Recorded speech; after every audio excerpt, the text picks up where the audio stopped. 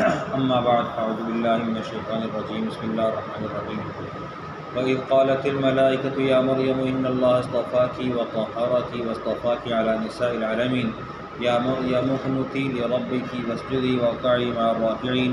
ذَلِكَ مِنْ أَنْبَاءِ الْغَيْبِ نُوحِيهِ إِلَيْكَ وَمَا كُنْتَ لَدَيْهِمْ إِذْ يُلْقُونَ أَقْلَامَهُمْ أَيُّهُمْ يَكْفُلُ مَرْيَمَ وَمَا كُنْتَ لَدَيْهِمْ إِذْ يَخْتَصِمُونَ صدق اللہ العظیم۔ سورہ آل عمران کی آیت نمبر 42، 43 اور 44 کی تلاوت ہے۔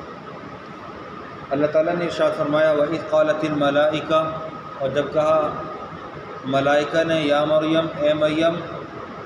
فرشتوں نے کہا مریم سے اے مریم، ان اللہ اصطفاکی، بے شک اللہ تعالیٰ نے آپ کو چن لیا ہے، وطہرکی، اور آپ کو پاک کیا ہے، واصطفاکی، اور آپ کو چن لیا ہے، علی نساء العالمین، آپ کو تمام جہانوں کی عورتوں پر فضیلت بخشی گئی ہے۔ یا مریم اقنتی، اے مریم فرما برداری کیجیے، لربکی، اپنے رب کی، واسجدی، اور جماعت کی نماز پڑھیے، وارکعی مع الراکعین، سجدہ کیجیے اور رکوع کیجیے، جھکنے والوں کے ساتھ رکوع کیجیے، رکوع کرنے والوں کے ساتھ۔ ذالک من انباء الغیب نوحیہ الیک، یہ غیب کی خبریں ہیں، ہم آپ کی طرف وحی کرتے ہیں۔ وما کنت لدیہم، اور آپ وہاں موجود نہیں تھے، اذ یلقون اقلامہم، جبکہ وہ اپنے اقلام، اپنے قلم پھینک رہے تھے دریا میں۔ ایہم، دریا کا ترجمہ یہاں نہیں ہے، ایہم یکفل مریم، کہ ان میں کون مریم کی کفالت کرے گا۔ وما کنت لدیہم، اور آپ وہاں موجود نہیں تھے، اذ یختصمون، جب وہ مریم کی کفالت کے بارے میں جھگڑا کر رہے تھے۔ جب وفد نصارہ جو تھا، جو کہ نجران سے آیا تھا، نبی کریم صلی اللہ علیہ وسلم کی خدمت میں حاضر تھا، اور وہ مسیح علیہ السلام کی نبوت کا دعوے دار تھا، نبوت کی دعوت کے دعوے سے آگے بڑھ کر وہ الوہیت کا دعوے دار ہو گیا تھا کہ آپ باقاعدہ عیسیٰ علیہ السلام نعوذ باللہ وہ اللہ تعالیٰ کے شریک کار ہیں، وہ معبود کی حیثیت رکھتے ہیں۔ تو اللہ کے نبی محمد صلی اللہ علیہ وسلم پر یہ آیات آئیں، اس میں جواب دیا گیا ہے مسیح علیہ السلام کے بندہ ہونے کے اعتبار سے، ان کی ماں کے وجود کا، اور ماں کے وجود سے بالا تر ہو کر اللہ سبحانہ و تعالیٰ نے ان کی کفالت، جبکہ ان کی کفالت ذمے پر آئی تھی حضرت زکریا کے، تو وہ کس انداز میں تھی، اور نبی علیہ السلام وہاں موجود نہیں تھے، اور وہاں نبی کریم صلی اللہ علیہ وسلم وہاں کے حال کی خبر دے رہے تھے، تو وہ اس سارے واقعے کا تذکرہ ان 3 آیات میں ہوا ہے۔ اللہ تعالیٰ کہتے ہیں وَإِذْ قَالَتِ الْمَلَائِكَةُ يَا مَرْيَمُ، جب فرشتوں نے کہا مریم سے اے مریم، ان اللہ اصطفاکی، اللہ تعالیٰ نے آپ کو چن لیا ہے، وطہرکی، اور آپ کو پاک کیا ہے۔ پاک کیسے کیا ہے؟ ایک تو آپ کو چنا کس لیے کہ عبادت کے لیے، اپنی عبادت کے لیے، حسن طاعت کے لیے قبول کیا ہے، آپ کو منتخب فرما لیا ہے، اور پھر آپ کو پاک کر دیا ہے ہر طرح کے گناہ سے اور ہر طرح کے بشری عیب سے۔ اللہ سبحانہ وتعالیٰ نے آپ کو پاک کر دیا ہے کہ بیماریاں نہیں ہیں، آزاریاں نہیں ہیں۔ پھر اللہ سبحانہ وتعالیٰ نے کہا کہ وَاصْطَفَاكِ عَلَى نِسَاءِ الْعَالَمِينَ، آپ کو تمام جہانوں کی عورتوں پر فضیلت بخشی ہے، چن لیا گیا ہے۔ جو چننے کا معاملہ تھا یہ کیسا تھا کہ اللہ سبحانہ و تعالیٰ نے آپ کے لیے یہ فیصلہ فرما دیا تھا کہ آپ کو عیسیٰ کی والدہ ماجدہ بننا ہے، اور عیسیٰ علیہ السلام کی پیدائش آپ سے ہونی ہے، اور اس صورت میں ہونی ہے کہ آپ کے پاس خامند نہیں ہوگا، شوہر نہیں ہوگا، آپ نے تنہا وجود دینا ہے ایک بیٹے کو، اور وہ بیٹا کون ہوگا؟ وجیہًا فی الدنیا والآخرہ، بڑا معتبر ہوگا وہ دنیا اور آخرت میں۔ تو اللہ رب العزت نے جو احترام اور جو مقام عیسیٰ علیہ السلام کو عطا فرمایا وہ قابل دید، قابل ستائش، اور آج تک نبیوں کی فہرستوں میں بلند ترین مقام پر ہے۔ پیارے پیغمبر صلی اللہ علیہ وسلم سے ماقبل جو آخری نبی تھے وہ عیسیٰ علیہ السلام تھے، اور عیسیٰ علیہ السلام اور نبی کریم صلی اللہ علیہ وسلم کے درمیان تقریباً 600 سال یا 580 سال کا فاصلہ ہے۔ تو اللہ سبحانہ وتعالیٰ نے حضرت مریم کو بواسطہ ملائک کے مخاطب فرمایا یا مریم اقنتی، اے مریم فرما برداری کیجیے، اقنتی، یہ جو لفظ ہے نا فرما برداری کا، تابع داری کا، اس کا مطلب بڑا عجیب ہے۔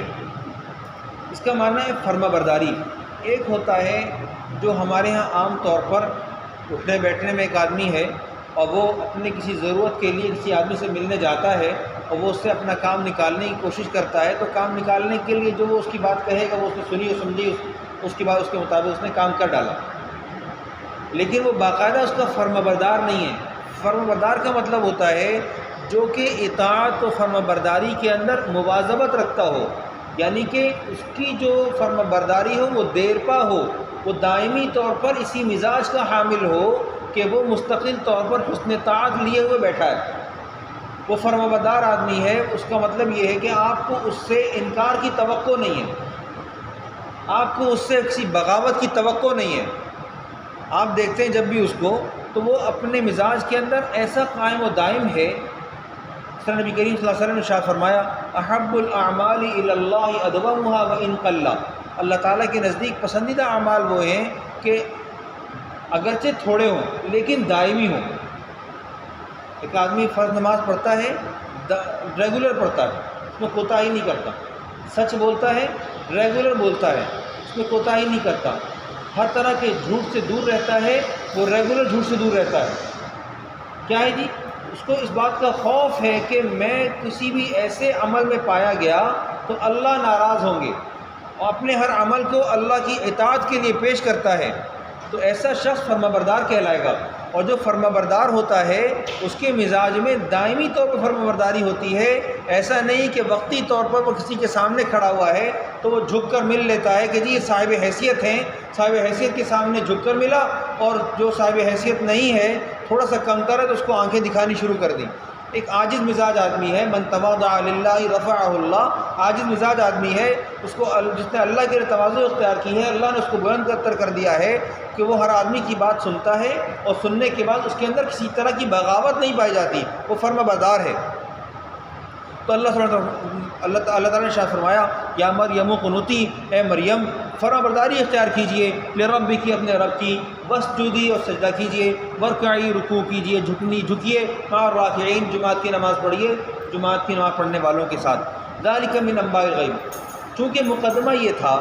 کہ وفد نجران یہ چاہتا تھا کہ نبی کریم صلی اللہ علیہ وسلم کو اپنی باتوں میں الجھائے اور عیسیٰ علیہ السلام کی نبوت کو ثابت کر سکے، تو اللہ سبحانہ وتعالیٰ نے ارشاد فرمایا کہ یہ جو واقعہ آپ مریم کی کفالت کا ذکر فرما رہے ہیں، یہ واقعہ جب واقعہ پیش آیا وہاں آپ موجود نہیں تھے، آپ علیہ السلام بنفس نفیس موجود نہیں تھے، یہ آپ کی پیدائش سے بھی سینکڑوں سال پہلے ہے، اور آپ اس کے بارے میں خبر دے رہے ہیں۔ آپ کیا خبر دے رہے ہیں؟ آپ کہہ رہے ہیں کہ ذالک من انباء الغیب نوحیہ الیک، ہم آپ کی طرف وحی کرتے ہیں۔ کب کی بات ہے یہ؟ وما کنت لدیہم، آپ وہاں موجود نہیں تھے، اذ یلقون اقلامہم ایہم یکفل مریم، جبکہ وہ لوگ اپنے اقلام کو نہر میں، نہر اردون میں پھینک رہے تھے کہ جی جس کا قلم سمت مخالف میں چلے گا یا ٹھہر جائے گا وہ شخص مریم کی کفالت کرے گا۔ ہوا یہ کہ ان کی والدہ حنہ بنت فاقوزہ نے اپنی بیٹی مریم کو،